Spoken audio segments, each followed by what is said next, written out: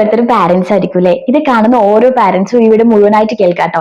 Parenting എന്ന് പറയുന്നത് ഒരു വലിയ കലയാണ് എന്ന് ഞാൻ പറയുമ്പോൾ ചിലപ്പം ഇന്നത്തെ തലമുറയിലുള്ള പാരന്റ്സ് ചിലപ്പോൾ എഗ്രി ചെയ്യും കേട്ടോ. കാരണം എന്താ വെച്ച് കഴിഞ്ഞാല് നമുക്ക് എങ്ങനെയാണ് കുഞ്ഞുങ്ങളെ നല്ല രീതിയിൽ കൊണ്ടുപോകേണ്ടത്, ഇന്നത്തെ കാലത്തെ കുട്ടികളെ നമുക്ക് മുന്നോട്ട് കൊണ്ടുപോകണമെങ്കിൽ ഒരുപാട് പാരന്റിങ് എന്ന് പറയുന്ന കാര്യത്തിനെ പറ്റി നമുക്ക് അറിഞ്ഞിരിക്കണം. ഇല്ലെങ്കിൽ അത് വലിയ മിസ്റ്റേക്ക് ആയിട്ട് വരും കേട്ടോ.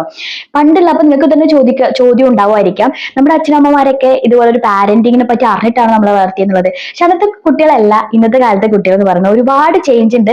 അത് വളർത്തുന്നവരായ നിങ്ങൾക്ക് തന്നെ അറിയാം. അപ്പം പൊതുവെ ഒരു പാരന്റ് ആവാൻ ആഗ്രഹിക്കുന്ന ആൾക്കാരാണെങ്കിൽ തീർച്ചയായിട്ടും അതിന് മുമ്പേ ഒരു കൗൺസിലിംഗ് പാരന്റിങ് എന്താണെന്നൊക്കെ അറിയുന്നത് വളരെ നല്ല കാര്യം കേട്ടോ. അപ്പം ഞാൻ ഇപ്പൊ ഇവിടെ പറയാൻ പോകുന്നത് 4 ടൈപ്പ് ഓഫ് പാരന്റിങ് ഉണ്ട് കേട്ടോ. അപ്പൊ നിങ്ങൾ ഏത് ടൈപ്പിലാണ് വരുന്നതെന്ന് ഒന്ന് ചെക്ക് ചെയ്ത് നോക്കൂ കേട്ടോ.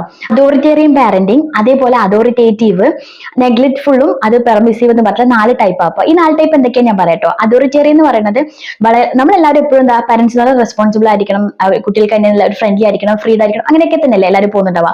അതിൽ കൂടുതലും അവര് ഭയങ്കരമായിട്ട് സ്ട്രിക്റ്റ് ആയിരിക്കും. ഈ ഒരു കാറ്റഗറിയിൽ പെടുന്ന ആൾക്കാർ എല്ലാ കാര്യങ്ങൾക്കും ഒരു സ്ട്രിക്റ്റ് ആയിട്ടായിരിക്കും പറയുന്നുണ്ടാവുക. കുഞ്ഞുങ്ങൾ പറയുന്ന കാര്യങ്ങളൊന്നും ചിലപ്പോൾ ആക്സെപ്റ്റ് ചെയ്യുന്നുണ്ടാവില്ല. അതിന് ഒരുപാട് ഞൊട്ടിന്യായങ്ങൾ ഉണ്ടാവും.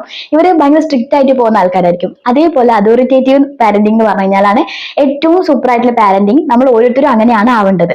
കുട്ടികൾക്ക് ഫ്രീഡത്തിന് ഫ്രീഡം, സ്ട്രിക്റ്റിന് സ്ട്രിക്റ്റ്, എല്ലാ കാര്യങ്ങളും പ്രോപ്പർ ആയിട്ട് അവർക്കൊരു റൂൾസ് ആൻഡ് റെഗുലേഷൻസ് ഉണ്ടാവും. നമ്മുടെ ലൈഫിൽ ചില റൂൾസും കാര്യങ്ങളൊക്കെ അവർക്ക് വേണ്ടിയിട്ട് പാരന്റ്സ് തിട്ടപ്പെട്ടിട്ടുണ്ടാവും. ആ ലെവലിൽ തന്നെ പോകേണ്ടി വരും. നല്ല പ്രിൻസിപ്പിൾസ് ആയിട്ടുള്ള, അതേപോലെ നല്ല ഫ്രീഡം കൊടുത്തിട്ടുണ്ടാവും, നല്ല ഫ്രണ്ട്ലിയും ആയിരിക്കും. ഈ ഒരു രീതിയിൽ പോകുന്ന കേട്ടോ അതോറിറ്റേറ്റീവ് എന്ന് പറയുന്നത്. പെർമിസീവ് എന്ന് പറയുന്നത് ഒട്ടും കെയർഫുൾ അല്ലാതെ അവര് ഭയങ്കര ഫ്രണ്ട്ലി ആയിട്ട് എല്ലാ കാര്യത്തിലും നിങ്ങൾ ഇഷ്ടം പോലെ എന്നുള്ള രീതിയിൽ എന്താണ് പാരന്റിങ് തിരിച്ചറിയാത്ത. ഒരിക്കലും ഒരു പാരന്റ്സ് എന്ന് പറയുന്നത് കുഞ്ഞുങ്ങൾക്ക് എല്ലാത്തിനും വിട്ടുകൊടുത്ത് ഭയങ്കര ഫ്രണ്ട്ലി ആയിട്ടായിരിക്കില്ല.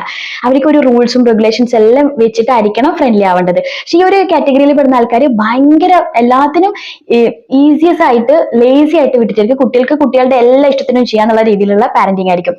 ഈ ലാസ്റ്റ് വൺ എന്ന് പറയുന്നത് നെഗ്ലക്ട്ഫുൾ പാരന്റിങ് എന്ന് പറയുന്നത്. ഈ പാരന്റിങ് എന്ന് പറയുന്നതാണ് ഏറ്റവും മോശമായിട്ടുള്ള പാരന്റിങ്. പക്ഷെ നമ്മൾ ഓരോരുത്തരും ആഗ്രഹിച്ച് ഒരു കുഞ്ഞിനെ നേടിയവരാണെങ്കിൽ തീർച്ചയായിട്ടും ആരും നെഗ്ലക്ട്ഫുൾ ആയിരിക്കില്ല. കുട്ടികളെ നമ്മൾ തീരെ ഉൾക്കൊള്ളാണ്ട് തള്ളിക്കളയാന്നുള്ളതാണ് നെഗ്ലക്ട്ഫുൾ എന്ന് പറയുന്നത്. അല്ലെങ്കിൽ ചിലപ്പം നമ്മൾ ഒരിക്കലും ആഗ്രഹിക്കാത്ത, നമ്മൾ ഒരിക്കലും മനസ്സുകൊണ്ട് അംഗീകരിക്കാൻ പറ്റാത്ത ഒരാളുടെ കുട്ടിയാവാം. അങ്ങനെയൊക്കെ രീതിയിലൊക്കെ നെഗ്ലക്ട്ഫുൾ ആവാം. പിന്നെ അല്ലെങ്കിൽ അച്ഛൻ എന്താ പറയാ ഭയങ്കരമായിട്ട് കുടിവേലി, ഇല്ലെങ്കിൽ അച്ഛൻ അമ്മ എന്ന് പറയുന്ന ആൾക്കാർ ഒരുപാട് റിലേഷൻഷിപ്പും കാര്യങ്ങളൊക്കെ ആയിട്ട് പോകണം, എങ്ങനെയോ സംഭവിച്ചു പോയൊരു കുഞ്ഞ്, ആ രീതിയിലൊക്കെ ആയിരിക്കണം. അങ്ങനെയൊക്കെയുള്ള ആൾക്കാർ ചെയ്യുന്ന കാര്യമായിട്ടോ നെഗ്ലക്ട്ഫുൾ. ഒട്ടും അവർ പരിഗണിക്കില്ല. അങ്ങനെ ഒരു കുഞ്ഞുണ്ടെന്നോ അങ്ങനെ ഒരു വാത്സല്യോ സ്നേഹമോ ഇല്ലാത്ത ആൾക്കാരാണ് ഈ കാറ്റഗറിയിൽ പെടുന്നവരായിട്ടോ. അപ്പൊ നിങ്ങൾ ഇതിൽ ഏത് കാറ്റഗറിയിൽ പെടുന്നതാണെന്നുള്ളത് ഒന്ന് കമന്റ് ചെയ്യാൻ മറക്കരുത് കേട്ടോ. തീർച്ചയായിട്ടും ഇതിൽ ഏറ്റവും പെർഫെക്റ്റ് ആയിട്ടുള്ള കാറ്റഗറി എന്ന് പറയുന്നത് അതോറിറ്റേറ്റീവ് പാരന്റിങ് ആട്ടോ. അപ്പൊ നമ്മൾ ഓരോരുത്തരും അതോറിറ്റീവ് പാരന്റിങ് ആവാനാണ് ശ്രമിക്കേണ്ടത്, അങ്ങനെ ആവാനാണ് ശീലിക്കേണ്ടത്.